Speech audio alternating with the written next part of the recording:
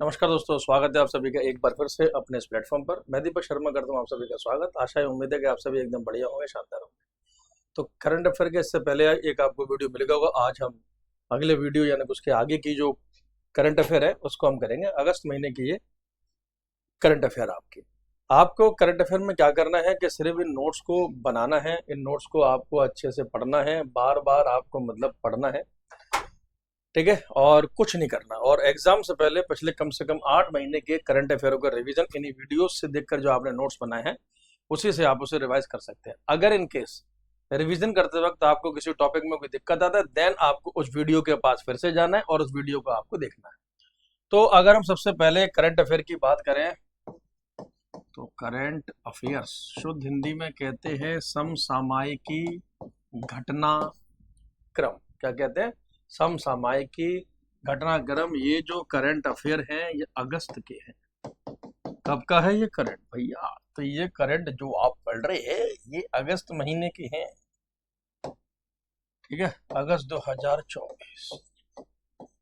ताकि कोई अगर बाद में अभी इस वीडियो को देखता है तो उसको पता हो कि करंट आपकी अगस्त 2024 की है। ठीक, चलिए पहली न्यूज की ओर बढ़ते हैं। जो पहली खबर है आपको पता ही, ये खबर बहुत हाईलाइट रही और पहली खबर कुछ इस प्रकार है कि why Vinesh Phogat disqualified Paris Olympic 2024।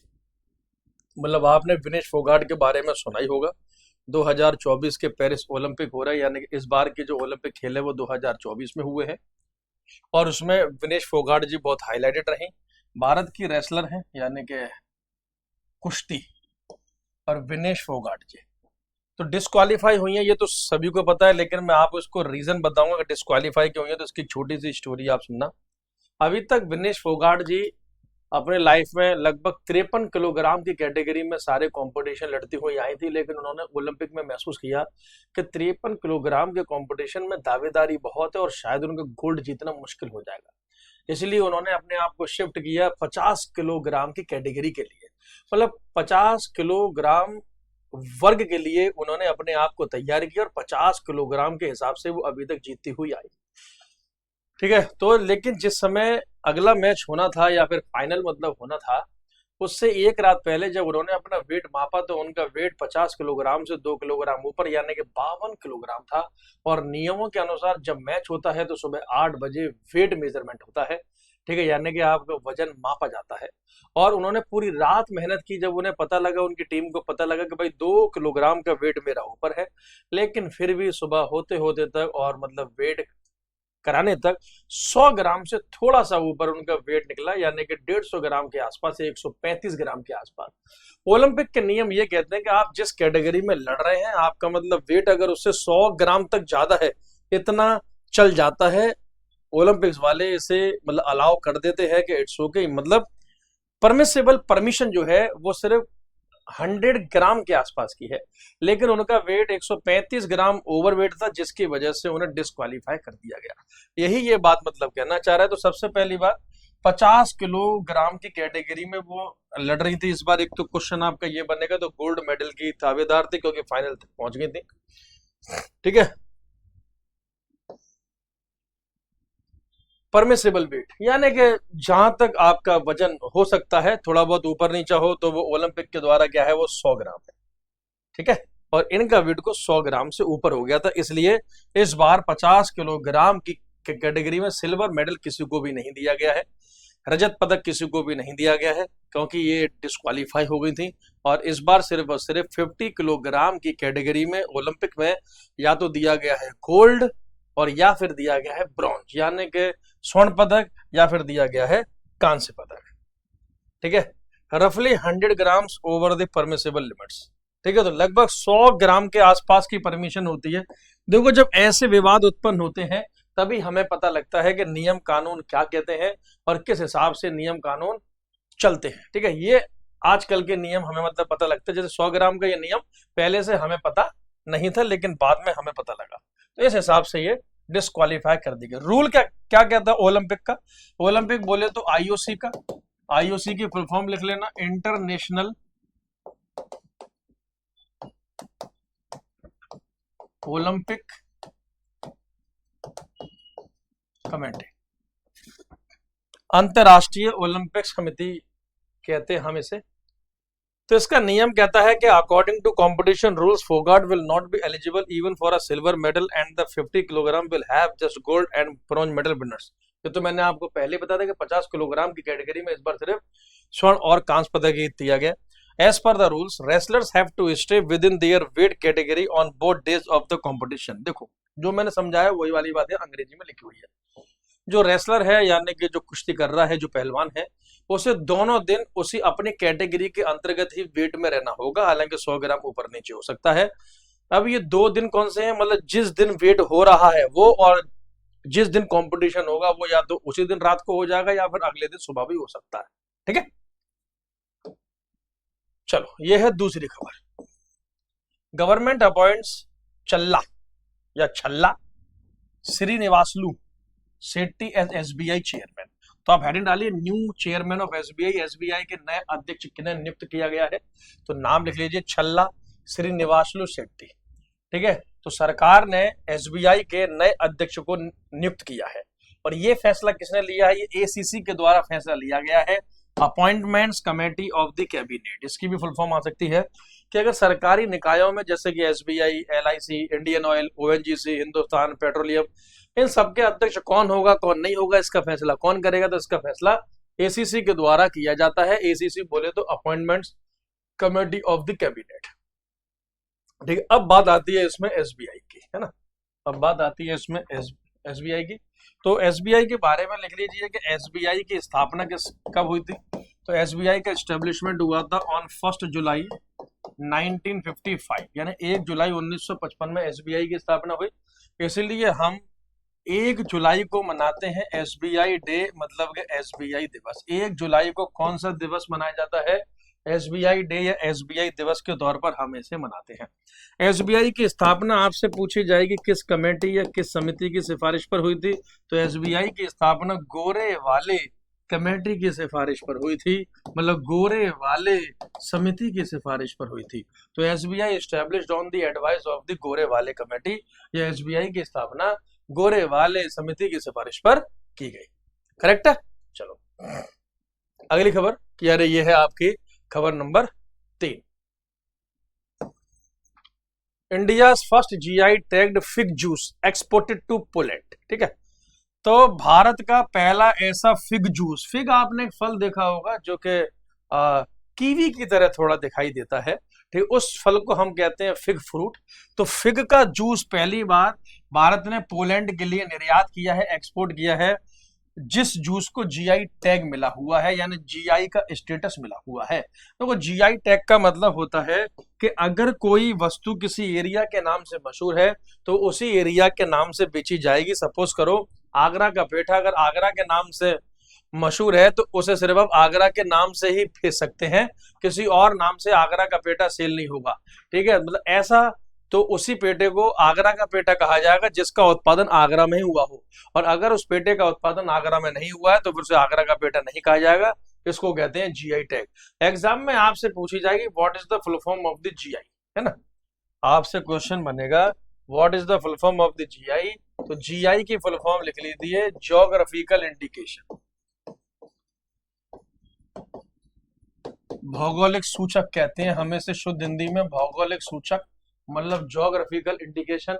तो जो वस्तु जिस क्षेत्र के लिए मशहूर है उसी क्षेत्र के नाम से सेल की जाएगी। अब इसमें एक शब्द आपको जहां से क्वेश्चन बन सकता है दैट इज द पोलैंड। आपसे पोलैंड की कैपिटल या राजधानी पूछी जा सकती है, तो कैपिटल ऑफ द पोलैंड वार्सो। और पोलैंड इसलिए भी महत्वपूर्ण है, आपने सुना होगा कि अभी हाल ही में हमारे प्रधानमंत्री मोदी जी कहाँ की यात्रा के लिए गए, पोलैंड के लिए, और पोलैंड से निकले यूक्रेन के लिए, इसलिए पोलैंड बहुत महत्वपूर्ण हो जाता है। आपसे पूछेगा ये वार्सो नामक जो शहर है जो पोलैंड की राजधानी है, कौन सी रिवर, कौन सी नदी के किनारे बसा हुआ शहर है, तो वार्सो जो है ये विस्तुला रिवर या विस्तुला नदी के किनारे बसा हुआ शहर है। ये साथ साथ में करंट अफेयर के साथ साथ में आपको स्टैटिक जीके की इंफॉर्मेशन या फिर जानकारी भी मिल रही है। ठीक है, तो इस बात को आपको बहुत अच्छे से ध्यान रखना है। ठीक, हाँ, चौथी खबर आप देख लीजिए, India builds green highways with the World Bank. Heading डालिए green highways in India. Bharat में हरित राजमार्ग, ग्रीन हाईवे। अभी तक हाईवे बनते थे, लेकिन अब ऐसे हाईवे या राजमार्ग बनेंगे जो हरित होंगे, मतलब एनवायरमेंट को ध्यान में रखकर ऐसे राजमार्गों को तैयार किया जाएगा ताकि एनवायरमेंट और पर्यावरण को कोई भी दिक्कत ना हो। तो ये हाईवेज किसके हेल्प से बनेंगे? वर्ल्ड बैंक यानी विश्व बैंक के सहारे से बनेंगे। वर्ल्ड बैंक इसके लिए देगा पैसा, और इस प्रोजेक्ट को कहा गया है GNHCP, मतलब green national highway corridor project, हरित राष्ट्रीय राजमार्ग गलियारा परियोजना इसको नाम दिया गया है, जो लगभग 781 किलोमीटर का ये पूरा का पूरा प्रोजेक्ट है, परियोजना है। 781 किलोमीटर, 781 किलोमीटर, जो 4 राज्यों से होते हुए निकलेगा, हिमाचल प्रदेश, राजस्थान, उत्तर प्रदेश और आंध्र प्रदेश। तो एक तो आपको ये याद रखना है 4 राज्य हैं इसमें, ठीक है, इस प्रोजेक्ट में। और कौन हमारी हेल्प कर रहा है? वर्ल्ड बैंक, मतलब हेल्प कर रहा है भारत में, ठीक है। विश्व बैंक का हेडक्वार्टर मुख्यालय लिख लीजिए वॉशिंगटन DC। ये सब स्टैटिक जीके की बातें साथ साथ में करते रहा करो, उसके लिए अलग से हेडिंग नहीं आएगी, क्योंकि अगर करंट अफेयर के साथ साथ ही आपकी स्टैटिक जीके हो जाए, it is well and good, इससे अच्छा कुछ हो नहीं सकता, ठीक है। वॉशिंगटन DC USA की कैपिटल यानी कि अमेरिका की राजधानी है, ठीक है। और विश्व बैंक की स्थापना किस साल की है? तो world bank was established in 1945, 1945 में विश्व बैंक की आपकी स्थापना हुई थी, या फिर विश्व बैंक की स्थापना की गई थी, ठीक, गुड। खबर नंबर ये अगर थी 4, तो ये है आप लोगों के लिए 5। अर्बन एम्प्लॉयमेंट रेट बताओ भाई, हेडिंग डालो शहरी बेरोजगारी दर। देश में शहरी बेरोजगारी दर के आंकड़े आ चुके हैं 2025, पहले क्वार्टर के आंकड़े हैं। पहला क्वार्टर बोले तो कौन बताएगा? चलिए, पहला क्वार्टर का मतलब है अप्रैल, मई और जून, यानी ये 3 महीने। तो ये त्रैमासिक आंकड़े हैं, त्रैमासिक यानी 3 महीनों के एक साथ। तो 3 महीनों को एक साथ हम कहते हैं क्वार्टरली। तो Q1 का मतलब फाइनेंशियल ईयर के पहले 3 महीने, क्वार्टरली। ये वो क्वार्टर नहीं है जो आप सोच रहे हो। तो शहरी आंकड़े की अगर हम बात करें तो इस समय अनएम्प्लॉयमेंट रेट, बेरोजगारी दर हो गई है कम, और 6.6% पहुंच गई है 6.7% से। तो जो Q4 यानी कि आखिरी के 3 महीने फाइनेंशियल ईयर 2024 के थे, उनके मुकाबले तब मतलब 6.7% शहरों में बेरोजगारी दर होती थी, अब मतलब शहरों में बेरोजगारी दर 6.6% हो गई है, ठीक है। तो पहले तो अच्छा, ये सब आंकड़े कौन जारी करता है या फिर कौन इसका आकलन करता है? तो NSO। ये काम देश में NSO के द्वारा किया जाता है, नेशनल स्टैटिस्टिकल ऑफिस, राष्ट्रीय सांख्यिकी कार्यालय। और NSO का हेडक्वार्टर आपका न्यू दिल्ली या फिर नई दिल्ली में स्थित है, ठीक है। अच्छा, तो ये आप न्यूज अच्छे से याद कर लेना। खबर नंबर अगर वो थी 5, तो ये आपकी खबर नंबर 6। और खबर नंबर 6 है union cabinet approves major airport projects in West Bengal and Bihar. चलो भाई, केंद्रीय मंत्रिमंडल या कैबिनेट ने पश्चिम बंगाल और बिहार के लिए बड़े नए एयरपोर्ट हवाई अड्डे परियोजना को मंजूरी प्रदान कर दी है। तो ये बहुत अच्छी खबर है, ठीक है। तो पश्चिम बंगाल और बिहार के लिए नए एयरपोर्ट प्रोजेक्ट बनेंगे। अब आपसे एग्जाम में पूछा जाए कुल कितनी लागत इसके लिए लगेगी, तो लिख लो 2962 करोड़, लगभग 3000 करोड़ रुपए दिए गए हैं, ठीक है। 2962 करोड़, 2962 करोड़ रुपए देने की घोषणा केंद्रीय कैबिनेट, सेंट्रल गवर्नमेंट के कैबिनेट या फिर मंत्रिमंडल के द्वारा ये कहा गया है कि आने वाले समय में लगभग 3000 करोड़ रुपए पश्चिम बंगाल और बिहार के कैबिनेट को दिए जाएंगे वहां के एयरपोर्ट को तैयार करने के लिए और नए हवाई अड्डों के लिए। खबर नंबर 7 आप देख सकते हैं, जैसे कि जो इस समय बांग्लादेश में जो चल रहा था उसके लिए, ठीक है। तो आप हेडिंग मतलब उठा लेना, Bangladesh human rights violation, Bangladesh मानव अधिकार उल्लंघन। तो आपको पता है बांग्लादेश में भी हाल ही में 1-2 हफ्ते पहले वहां की प्रधानमंत्री शेख हसीना जी, जो वहां के लोकल लोगों ने आरक्षण को लेकर, रिजर्वेशन को लेकर जो आंदोलन कर दिया था, तो वहां के लोगों ने विद्रोह कर दिया और फिर वहां की शेख हसीना को वहां से छोड़कर भागना पड़ा और वहां की सेना ने उनके पद या उनके कार्यालय के ऊपर कब्जा कर लिया। तो अब वाकई में बांग्लादेश में ह्यूमन राइट्स का वायलेशन हुआ था कि नहीं हुआ था, मानव अधिकारों का उल्लंघन हुआ था कि नहीं हुआ था, इसके लिए बांग्लादेश में यूएनएचआर की टीम जाएगी, यानी कि यूनाइटेड नेशन ह्यूमन राइट्स की टीम मतलब पहुंचेगी। ठीक है, ध्यान रखिएगा, मानव अधिकार संयुक्त राष्ट्र की टीम, तो यूएन का मतलब है यूनाइटेड नेशन, और फंडामेंटल राइट्स टीम पहुंचेगी कहां पर, अगले हफ्ते ये ढाका में टीम पहुंचेगी। तो ये इसके ऊपर खबर की जाएगी कि वाकई में वहां पे मानव अधिकारों का उल्लंघन हुआ है या फिर मानव अधिकारों का उल्लंघन नहीं हुआ है। तो मानव अधिकारों का उल्लंघन हुआ होगा तो वो टीम यूएन को अपनी रिपोर्ट पेश करेगी, और अगर नहीं हुआ होगा तो फिर तब भी रिपोर्ट मतलब पेश करेगी। ठीक है, बांग्लादेश की कैपिटल है ढाका। खबर नंबर ये थी 7, अब आप लिख लीजिए 8, साथ साथ में नोट्स बनाओ। अच्छा, तो थाईलैंड की नई प्रधानमंत्री, तो लिख लेना, हेडिंग जाएगी new prime minister of Thailand. Thailand नामक देश की नई प्रधानमंत्री नियुक्त हुई है, जो कि एक महिला है। उनका नाम है पेंटोंगटर्न शिनवात्रा। ठीक है, कितना आसान नाम है, आप भी बोलोगे सर बहुत ही आसान नाम है, ये तो एक ही रात या एक ही बार में याद हो जाएगा। क्या नाम है जी, पेंटोंगटर्न शिनवात्रा। और ये ये थाईलैंड के इतिहास में अभी तक के सबसे यंगेस्ट, सबसे युवा प्रधानमंत्री बनी है, पेंटोंगटर्न शिनवात्रा। ठीक है, प्राइम मिनिस्टर कहां की, थाईलैंड की, ध्यान रखिएगा। तो थाईलैंड की सबसे युवा प्रधानमंत्री या हाल ही की प्रधानमंत्री कौन बनी है, पेंटोंगटर्न शिनवात्रा। अब आपसे क्वेश्चन बनेगा, what is the capital of the Thailand. Thailand की राजधानी सभी को पता होगा, बहुत लोगों की इच्छा भी होगी, बैंकॉक, है ना, बैंकॉक, स्पेलिंग गलत हो गई, बैंकॉक। तो Bangkok is the capital of the Thailand, Thailand की राजधानी बैंकॉक है। किस नदी के किनारे बसे हुआ है ये शहर बैंकॉक, तो लिख लो चाओ प्राया रिवर। अरे ज्योग्राफी तो पढ़ी रहे हो गए। चाओ प्राया नदी के किनारे ये शहर बसा हुआ है, और थाईलैंड को कहा जाता है लैंड ऑफ व्हाइट एलिफेंट, सफेद हाथियों की भूमि। तो याद करो, हमारे भगवान इंद्र का हाथी सफेद था जिसका नाम था ऐरावत। तो मुझे लगता है कि शायद उस समय इंद्र भी थाईलैंड जाया करते होंगे, क्योंकि वहां से बेटे हाथी इंपोर्ट करा के लाए थे, क्योंकि सफेद हाथी सिर्फ कहाँ मिलते हैं, थाईलैंड में। ये थी खबर नंबर 8। अब जाएंगे 9 की तरफ बढ़ेंगे हम। हाल ही में सरकार के द्वारा पार्लियामेंट की 6 नई कमेटी की स्थापना हुई है, तो हेडिंग डाले 6 न्यू पार्लियामेंट्री कमेटी, 6 नई संसदीय समितियां। ठीक है, तो 2024-25 में लोकसभा के जो स्पीकर है ओम बिरला जी, उन्होंने 6 नई कमेटी की स्थापना की है। ठीक है, अब 6 नई कमेटी की जो स्थापना की है, अब आपसे पूछा मतलब जाएगा ये वो कौन सी 6 कमेटी है जिसकी स्थापना पार्लियामेंट के द्वारा की गई है या लोकसभा के स्पीकर के द्वारा की गई है। इन 6 कमेटी के नाम लिख लीजिए। जैसे पहली कमेटी है पीएसी पब्लिक अकाउंट कमेटी, लोक लेखा समिति।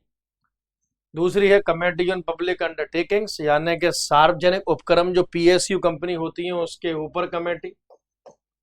फिर कमेटी ऑन एस्टिमेट्स, यानी कि प्राकलन समिति, जो सरकारी खर्चों का आकलन करती है उसे हम कहते हैं प्राकलन समिति। Committee on welfare of the SC and ST, यानी कि एससी और एसटी के कल्याण के ऊपर समिति। Committee on welfare of other backward class, यानी कि ओबीसी अन्य पिछड़े वर्ग के कल्याण के ऊपर समिति। और joint committee on office of the profit, यानी कि ऐसी संयुक्त समिति जो कि ऑफिस ऑफ प्रॉफिट एंड लाभ के पद को देखेगी, कौन सा पद लाभ का है कौन सा पद लाभ का नहीं है। इन सभी में अक्सर जो आपके एग्जाम में आती है वो पीएससी यानी पब्लिक अकाउंट कमेटी आ सकती है, पीएसयू कमेटी आ सकती है, प्राकलन कमेटी आ सकती है, और वेलफेयर वाली कमेटी आ सकती है। बाकी कमेटी इतनी इंपॉर्टेंट नहीं होती, लेकिन फिर भी आप 6 के 6 नाम लिख लेना कि कौन कौन सी कमेटी की स्थापना हुई है। यहाँ पे खास बात यह है कि ये जो आपकी पीएससी कमेटी जो है, इसका चेयरमैन, इसका अध्यक्ष हमेशा एक अपोजिशन लीडर होता है, एक विपक्ष का ही नेता कोई होगा। ये इसकी खास बात है। Chairman of the PSC is always from the opposition party, यानी लोक लेखा समिति का अध्यक्ष हमेशा विपक्ष से ही होगा, सत्ता वाली पार्टी का नहीं हो सकता। फॉर एग्जाम्पल मान लो इसमें पीएससी कमेटी है तो इसका चेयरमैन बीजेपी से नहीं हो सकता, बाकी किसी पार्टी से आ सकती है जो कि अपोजिशन में बैठी हो या फिर सत्ता में बैठी हो। ठीक है, खबर नंबर ये था, अरे वो थी 9, ये थी, ये भी है 9, तो ये है 10। हेडिंग डाल लो न्यू डायरेक्टर जनरल यानी कि new DG of एसिक ESIC, ESIC के नया महानिदेशक, डायरेक्टर जनरल को हिंदी में महानिदेशक लिखेंगे, ठीक है। तो नया महानिदेशक बोल सकते हो, अध्यक्ष बोल सकते हो, मुखिया बोल सकते हो, हेड बोल सकते हो। तो ये अपॉइंट हुए हैं, लिख लेना अशोक कुमार सिंह। अशोक कुमार सिंह को ईएसआईसी का नया अध्यक्ष या नया चेयरमैन नियुक्त किया गया है। अब सबसे पहले ईएसआईसी की फुल फॉर्म आपको पता होनी चाहिए। तो एम्प्लॉयज स्टेट इंश्योरेंस कॉर्पोरेशन, ठीक है, जो कि ये जो ईएसआईसी है ये ministry of labour and employment के अधीन आती है, यानी कि श्रमिक एवं रोजगार मंत्रालय के अधीन ईएसआईसी काम करता है। ईएसआईसी का हेडक्वार्टर कहां पर है? तो ईएसआईसी का हेडक्वार्टर आपका न्यू दिल्ली, नई दिल्ली में स्थित है। तो एम्प्लॉयज के लिए, कर्मचारियों के लिए ईएसआईसी जैसे हॉस्पिटल होते हैं, कुछ फंड होते हैं, कुछ स्कीम्स होते हैं। तो सेविंग स्कीम्स यानी कि बचत वाली योजनाओं को ईएसआई लेकर आता है। इसमें सरकार कर्मचारी भी निवेश कर सकते हैं और इसमें निजी कंपनियों के कर्मचारी भी निवेश कर सकते हैं, ठीक है। खबर नंबर 11, चलिए नीरज चोपड़ा और डायमंड लीग। तो पहले हेडिंग आप डाल लीजिए loss and diamond league. Loss and diamond league sports athlete धावकों को लेकर एक लीग है, मतलब एक टूर्नामेंट होता है। और इस टूर्नामेंट में हमारे नीरज चोपड़ा जी को दूसरा स्थान प्राप्त हुआ है। क्या करें, आजकल दूसरा स्थान ही प्राप्त हो रहा है। पहले पहला स्थान प्राप्त होता था, हालांकि दूसरा भी ठीक है, जब हम खुद उस स्टेज पे पहुंचे तब पता लगता है कितनी लगती है मेहनत।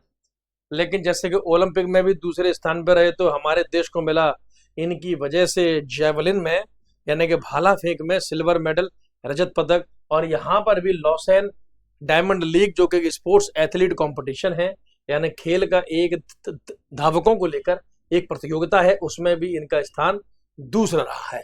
तो अगर पूछा जाए कि हाल ही में हुई लॉस एंड डायमंड लीग में नीरज चोपड़ा जी को हमारे देश के कौन सा स्थान प्राप्त हुआ, तो दूसरा स्थान प्राप्त हुआ है।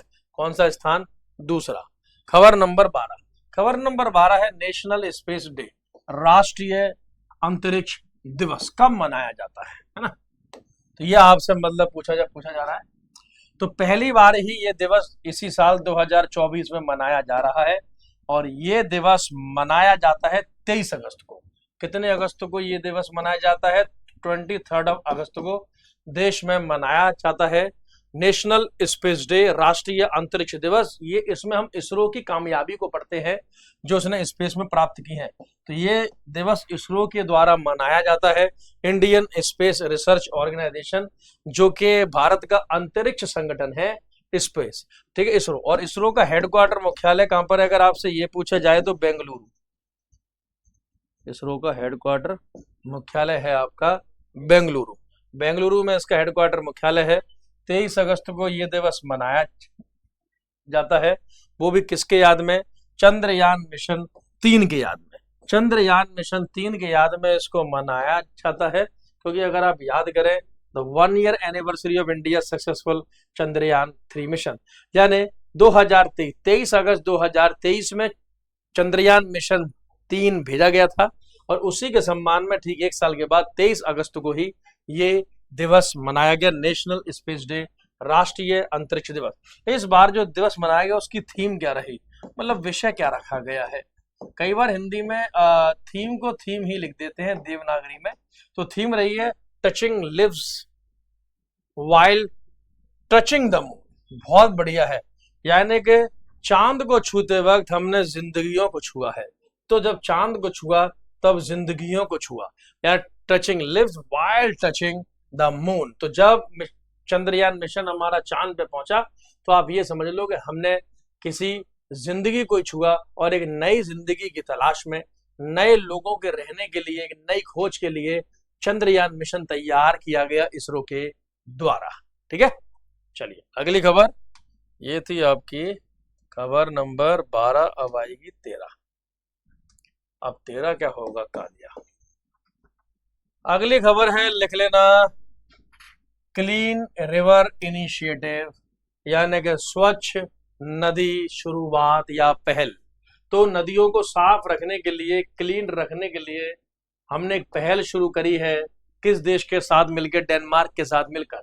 डेनमार्क के साथ एक कोलैबोरेशन किया है, मतलब एक समझौता किया है, संगठन किया है, नदियों को साफ रखने हेतु। तो अगर आपसे पूछा जाए कि हाल ही में इंडिया ने नदियों को साफ रखने के लिए किस देश के साथ समझौता किया, तो डेनमार्क के साथ किया है। और इस इनिशिएटिव का, इस पहल का नाम रखा गया है smart laboratory on clean reverse, यानी कि SLCR। यानी नदियों को साफ रखने के लिए स्मार्ट लेबोरेटरी तैयार होंगी। उन नदियों का पानी उन लैब्स तक मतलब पहुंचेगा, वेधशालाओं तक पहुंचेगा, और वहां पे उनमें मेजरमेंट किया जाएगा कौन सी नदी कितनी मैली है, गंदी है, पॉल्यूटेड है, और उसे साफ रखने के लिए सरकार को आगे क्या कदम उठाने चाहिए। डेनमार्क के हेल्प से इंडिया में ये सब किया जाएगा। इसमें शुरुआती जो फंडिंग यानी पैसा जो दिया गया है वो 16.8 करोड़ यानी 16 करोड़ रुपए का आवंटन किया गया है। किस मंत्रालय के द्वारा? जल शक्ति मंत्रालय के द्वारा। यानी जल शक्ति मिनिस्ट्री ने इसके लिए कितने रुपए दिए हैं? लगभग 16 करोड़ रुपए दिए हैं या 17 करोड़ रुपए दिए हैं। और इसके लिए 5 करोड़ रुपए डेनमार्क की सरकार के द्वारा दिए गए हैं। तो कुल मिला के भारत की ओर से 16.8 करोड़ यानी कि 16 करोड़ 80 लाख रुपए, और डेनमार्क की तरफ से 5 करोड़ रुपए, तो कुल मिला के 21 करोड़ 80 लाख रुपए का आवंटन, एलोकेशन इसके लिए हुआ है। ठीक है, चलिए, बहुत बढ़िया। अब आपसे मतलब क्वेश्चन पूछा जाएगा कि what is the capital of the Denmark? Denmark की राजधानी बताइए। तो डेनमार्क की कैपिटल लिख लीजिए कोपनहेगन। डेनमार्क की राजधानी है कोपनहेगन। और डेनमार्क जो है वो एक देश है यूरोपियन कॉन्टिनेंट का, यानी कि यूरोप का। और डेनमार्क के लोगों को क्या कहा जाता है? डेनमार्क के लोगों को कहा जाता है, लिख लेना, डेनिश। जैसे इंग्लैंड के इंग्लिश, पोलैंड के पोलिश, स्कॉटलैंड के स्कॉटिश, ऐसे ही डेनमार्क के डेनिश। ठीक है। खबर नंबर 14 डायना पुंडोल, ये समाचारों में रही डायना पुंडोल, लेकिन first Indian women racer to win national championship. पहली भारतीय महिला रेसर है। वो गाड़ियां नहीं चलती छोटी छोटी जाएं जाएं, जिन्हें फॉर्मूला 1 रेस भी कहते हैं। तो नेशनल लेवल पे, राष्ट्रीय स्तर पे वो चैंपियनशिप हुई, वो प्रतियोगिता हुई जिसमें डायना पुंडोल की मतलब जीत हुई है। तो अगर पूछा जाए कि पहली राष्ट्रीय प्रतियोगिता महिला रेसर कौन जीती थी, तो डायना पुंडोल मतलब जीती। ये टीचर भी हैं और एक माँ भी हैं, यानी कि हाउसवाइफ है। कौन से शहर से? पुणे से। तो बहुत ही इंस्पिरेशनल है, मुझे तो बहुत ही पसंद है ये। आपको भी टाइम मिले तो गूगल पे जाके इनकी फोटो अवश्य देखना, बहुत आप भी इनके फैन हो जाओगे। अच्छी हैं, प्यारी हैं, और बहुत ही मतलब मोटिवेट करने वाली हैं। पुणे बोले तो महाराष्ट्र। ठीक है। ये कौन सी प्रतियोगिता में भाग लिया था? MRF, Indian national car racing championship 2024, जो कि चेन्नई में हुई। चेन्नई में क्यों हुई? क्योंकि MRF कंपनी का जो इंस्टीट्यूट है वो भी चेन्नई में है, और MRF ने इसे कराया है, तो इसलिए इन्होंने चेन्नई में ही कराया है। वाह, क्या बात है सर, बिल्कुल नई बात बताई आपने। सवाल नंबर न्यूज नंबर 15 लिख लीजिए। नई MCA secretary, new MCA secretary, MCA बोले तो मिनिस्ट्री ऑफ कॉर्पोरेट अफेयर्स, निगम मंत्रालय। निगम मंत्रालय की नई सेक्रेटरी कौन बनी है? सेक्रेटरी का मतलब होता है सचिव। सचिव का मतलब इस मंत्रालय का सबसे हाईएस्ट सिविल सर्वेंट ऑफिसर, लोक सेवक अधिकारी, सबसे सीनियर IAS ऑफिसर को हम लोग कहते हैं सेक्रेटरी उस मंत्रालय का। तो कॉर्पोरेट अफेयर्स यानी कि निगम मंत्रालय की नई सेक्रेटरी कौन अपॉइंट हुई है? दीप्ति गौड़ मुखर्जी। ये नाम याद कर लीजिए। 1993 बैच की IAS ऑफिसर ये रही। मध्य प्रदेश कैडर से हैं, यानी कि MP इन्हें कैडर मिला था, राज्य मिला था। सारे टाइम IAS के तौर पर पोस्टिंग इनकी वही हुई थी। अब सरकार इन्हें MP से उठाकर केंद्रीय मंत्रालय में लेकर आई और सीधे कॉर्पोरेट अफेयर के सेक्रेटरी यानी कि उसका सबसे सर्वोच्च जैसे सचिव या फिर सबसे सर्वोच्च कानून अधिकारी बना दिया गया है। ठीक है, मुखर्जी जी को। सवाल नंबर 15, ये खबर नंबर 16। चलिए भाई, south Indian Adivasi knowledge centre to be launched in BR hills. तो आप इसमें हेडिंग कर लीजिए, south Indian Adivasi knowledge centre, दक्षिण भारत आदिवासी ज्ञान केंद्र। ठीक है, पहली बार ये आया है ट्राइबल हेल्थ के साथ मिलकर, या ट्राइबल हेल्थ को ध्यान में रखते हुए उस क्षेत्र में, उस एरिया में जो जनजातीय लोग रहते हैं उनका स्वास्थ्य सही रहे, उसके लिए आदिवासी नॉलेज सेंटर लाया गया है। ठीक है, और ये कहाँ स्थापित किया जाएगा? BR हिल्स में स्थापित किया जाएगा, यानी BR की पहाड़ियों में। और BR की पहाड़ियां कौन से राज्य में है? कर्नाटका नामक राज्य में है, ठीक है। और इसकी स्थापना 25 अगस्त को होगी, 25 अगस्त, यानी कि जब तक ये वीडियो आपके पास आएगा तब तक 25 अगस्त हो गई होगी। आज क्या तारीख है? 24 अगस्त। हाँ, तो कल आपकी हो जाएगी 25 अगस्त। आज 24 है, ये आज 25 है, तो आज ये जब वीडियो रिकॉर्ड हो रही है तब 25 ही अगस्त है। देखो कितना अपडेट मटेरियल है। 25 अगस्त की न्यूज है, 25 अगस्त की वीडियो पे। इसलिए इस काम को हल्के में ना लो, इन वीडियोस को हल्के में ना लो, बार बार मतलब देखो, क्योंकि जीतने वाले कोई अलग काम नहीं करते, हर काम को अलग अंदाज से करते हैं। 4 किताबों को एक एक बार पढ़ने से अच्छा है कि एक ही नोट्स को 4 बार पढ़ दो, तभी सफलता पास आएगी, ठीक। तो कहावत है ना, हाथों की चंद लकीरों में किस्मत का लेखा जोखा है, मेहनत करो तो सब कुछ है, नहीं तो सब धोखा है, ठीक। चलो, तो ये BR हिल्स में बनने के लिए जारी है। आप ध्यान रखना, क्या south Indian Adivasi knowledge centre के द्वारा यहाँ पे स्थापना की जाएगी ट्राइबल हेल्थ रिसोर्स सेंटर की, THRC की। बस इतनी बात आपको ध्यान रखना। खबर नंबर 17 खबर हमारे भारत देश की GDP को लेकर है। मतलब जो गोल्डमैन सैक, एक रेटिंग कंपनी है जो कि अमेरिका की है। गोल्डमैन सैक एक रेटिंग क्रेडिट कंपनी है। इसका काम है GDP के बारे में या देश की इकोनॉमी के बारे में, किसी भी देश के बारे में जानकारी प्रदान करना। और इसने मतलब कहा है कि 2024 और 25 में भारत की GDP ग्रोथ रेट क्या रहेगी। तो इसने कहा है कि 2024 का ये जो फाइनेंशियल ईयर चल रहा है इसमें 6.7% और 2025 जो आएगा 6.4%। ये सिर्फ आपको याद रखना।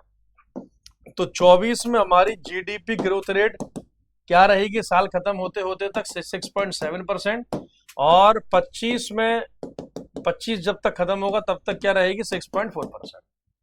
तो गोल्डमैन सैक जो है ये आपकी एक कंपनी है जो अमेरिका की है।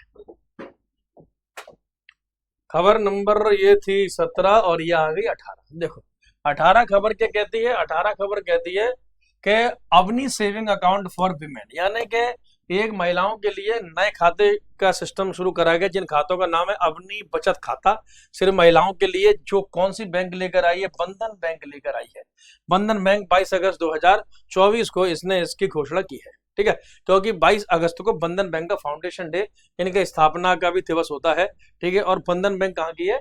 ये आपके पश्चिम बंगाल का जो मतलब एरिया है वहां पर ये पहले मतलब काम करते थे, अब तो खैर आज की तरफ बैंक है।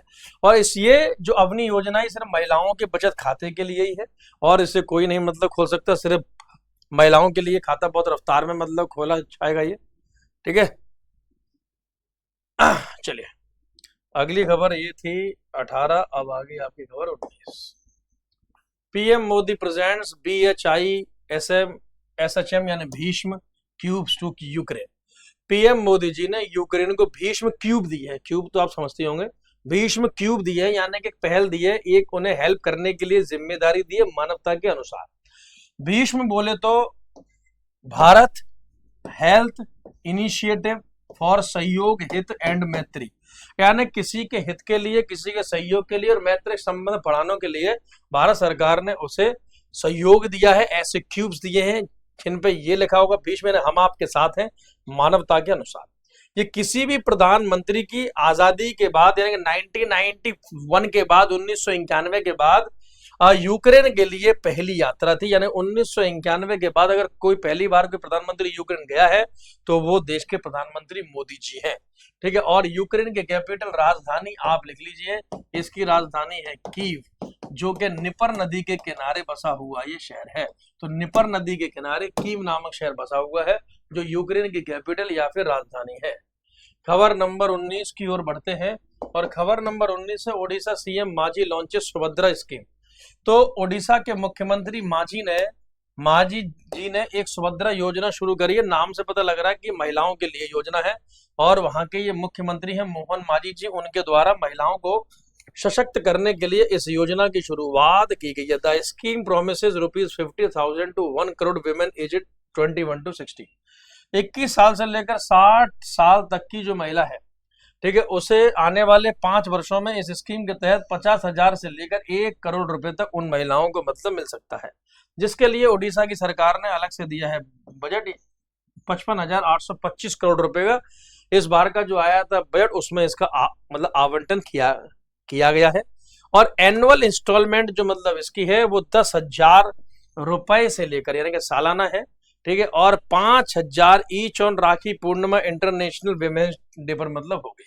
कहने का मतलब यह है कि साल में आपको 10,000 रुपए में इंस्टॉलमेंट, जो कि आप 5,000 रुपए राखी पर और 5,000 रुपए अंतर्राष्ट्रीय महिला दिवस पर जमा कर सकते हैं। तो इसके बाद सरकार के द्वारा आपको बहुत कुछ मतलब दिया जाएगा। इस योजना की शुरुआत 2024-25 में ही मतलब है, और ये 2028-29 तक रहेगी एलिजिबल विमेन, यानी कि वो महिलाएं जो इस योजना के लिए योग्य होंगी, उन्हें 50,000 रुपए इन 5 एनुअल इंस्टॉलमेंट आपको 5 वार्षिक किस्तों में सरकार के द्वारा दिया जाएगा। ये सिर्फ महिलाओं को सशक्त करने के लिए एक मतलब योजना है। इसके लिए आधार कार्ड आपका बैंक के साथ अटैच होना चाहिए और आपको कुछ भी नहीं करना है। तो बहुत अच्छी योजना है। तो जो भी महिलाएं 21 से लेकर 60 साल तक इस योजना का लाभ उठा सकती हैं और आप करोड़पति बन सकती हैं। तो कौन बनेगा करोड़पति महिलाओं में? खबर नंबर 21 की ओर बढ़ते हैं। Mumbai rank second and new Delhi third in global property index. Global property price index यानी कि वैश्विक संपत्ति मूल्य सूचकांक, कौन सा शहर का प्राइस कितना महंगा है, पूरे विश्व में कौन सा शहर सबसे ज्यादा महंगा है, वहां पे प्रॉपर्टी बहुत महंगी है। तो इस इंडेक्स में मनीला जो फिलीपींस की राजधानी है पहले स्थान पर है। तो विश्व में फिलीपींस देश की राजधानी मनीला सबसे महंगा है, वहां पे प्रॉपर्टी के प्राइस यानी कि संपत्ति के प्राइस सबसे ज्यादा है। दूसरे स्थान पे हमारा मुंबई है और तीसरे स्थान पे हमारा दिल्ली है। दिल्ली में तो मैं खुद ही रहता हूँ, मेरे को पता है यहाँ खाना पीना सस्ता है, प्रॉपर्टी किराया महंगा है। ठीक है, तो ये बहुत ही मतलब मुश्किल है। कुल मिलाकर इसमें 44 शहर मतलब लिए गए हैं पूरे विश्व से, जिसमें ध्यान रखना पहला मनीला, दूसरा मुंबई, तीसरा अपना दिल्ली, और इसके अलावा क्वेश्चन आपको कुछ याद करने की आवश्यकता नहीं है। तो ये थी पूरी की पूरी 21 खबरें बहुत रफ्तार में, क्योंकि 2 हफ्ते से करंट नहीं हो पाई थी, इसलिए 2 हफ्ते की न्यूज मैंने आप लोगों के सामने पेश की है। अच्छे से पढ़ते रहना। कोई अगर दिक्कत परेशानी हो तो आप शाखा में आके यानी कि इंस्टीट्यूट में आके मुझसे सवाल जवाब कर सकते हैं। Thank you so much, bye bye, take care, all the very best.